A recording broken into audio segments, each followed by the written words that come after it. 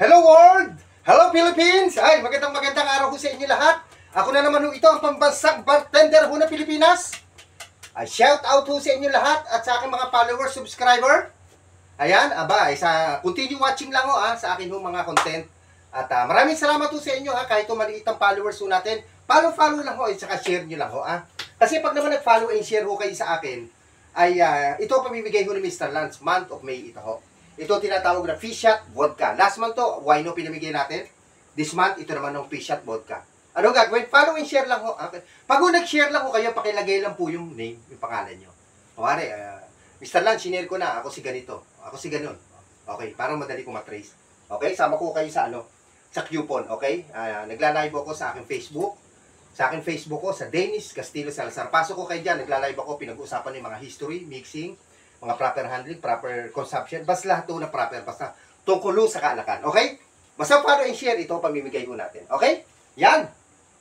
Thank you salamat po sa lagi nanonood sa akin at baka usawahan ho kayo, lagi na lang Paris overload ang ating napapanood sa mga sa social media ngayon, Yan, nag-aaway-aaway sila, huwag naman sana, okay? Ngayon nagagawa na naman ho tayo ng isang cocktail drink ho ngayon, na ang gagamitin ho natin ay galing ho sa bansang Germany, ang imimix ho natin.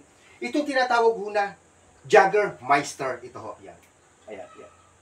Okay? Yan ho. Alam nyo, ito marami ho ako nakita ngayon na umiinom or nagkukonsume ho nito.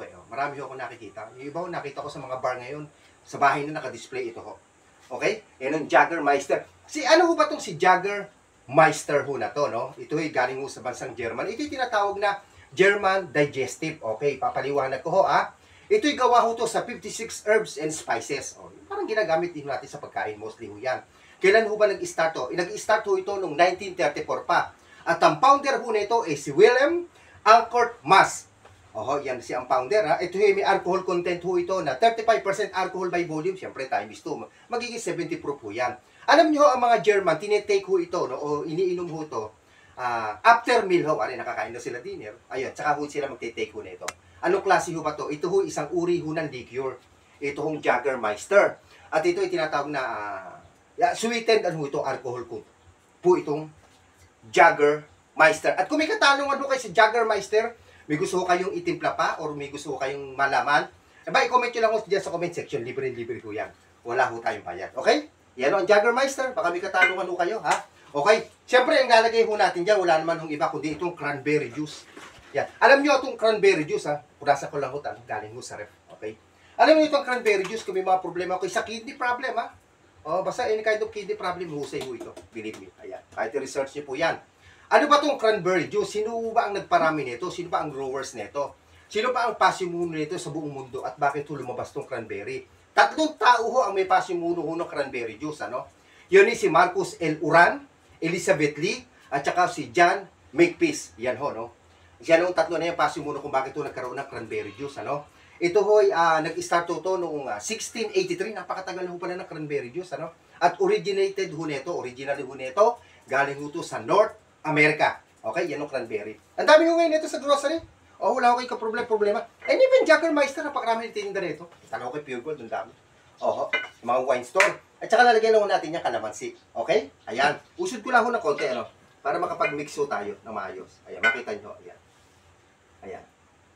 Okay? Yan. Gagamit ho tayo ng dyan. Ng shaker. Okay, shaker ho tayo. Ayan. Lagyan ho natin ng ice.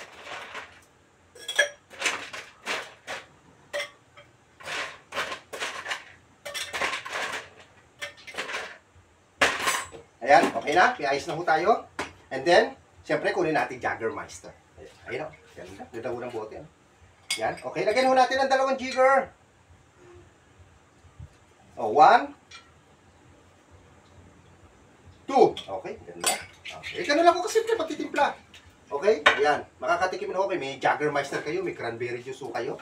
Ayan, hulog-hulog pa. Ayan, tukuhata ako. Lagyan din ho natin ang 2. 1, 2. Okay. Yan. Dala-dalawa lang ho. Ganun lang. Tapos lagyan ho natin ng kalamansi juice. Ayan. Lagyan ho natin ng isa. Ayan. Okay na. That's enough.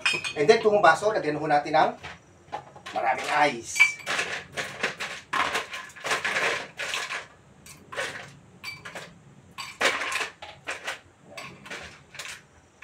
luto ang ice ngayon. Kasi gawa nga ko ng okay, ayan. And then, ano gagawin ho natin? Siyempre, shake ho natin to.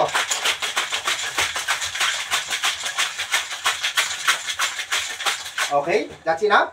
And then, siyempre, sali na ho natin yan. Wow, ang ganda ho, oh. Yan, Jägermeister at saka ho cranberry juice, oh. Wow, very refreshing. Ayan. Then, kukuha ho tayo na itong cherry. Kuha ho tayo. Ayan. Lalagyan ho natin fruit pick. Ayan. 1, 2, 3. Ayan o, ganyan. Tapos lagyan lang ho natin gano'n. Yan, para maganda presentation. Okay. Tapos na tinimpla ho natin. Tawag ho dito ay red fuzzy. Ayan, red fuzzy ho ang tawag ho dito, ha. Sa tinimpla ho natin, ang ganda ho. Yan o. Oh, ganda. Parang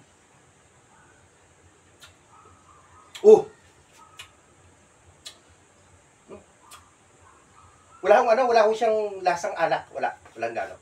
Okay? Ayan. Ganda ho, no? Red fuzzy ang tawag dito, red fuzzy. Okay? Ayan.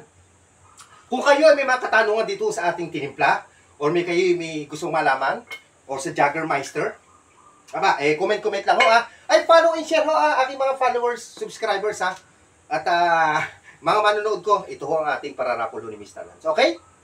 Yan. Thank you sa inyo. Ako ang pambansang bartender ho ng Pilipinas. Drink moderately ho tayo ako.